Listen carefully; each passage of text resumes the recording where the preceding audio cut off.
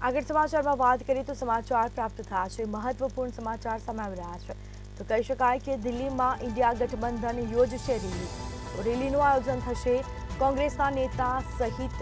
13 પાર્ટીના નેતા ઉપસ્થિત રહેશે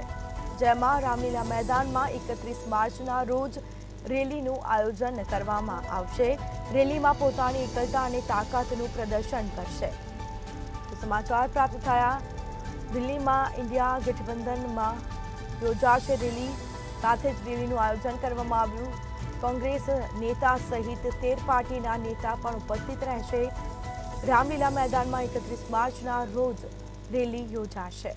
રેલીમાં પોતાની એકલતા અને તાકાતનું પ્રદર્શન કરશે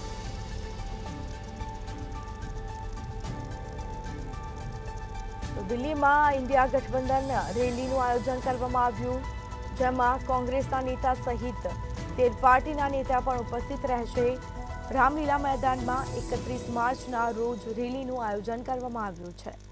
રેલીમાં પોતાની એકલતા અને તાકાતનું પ્રદર્શન કરાશે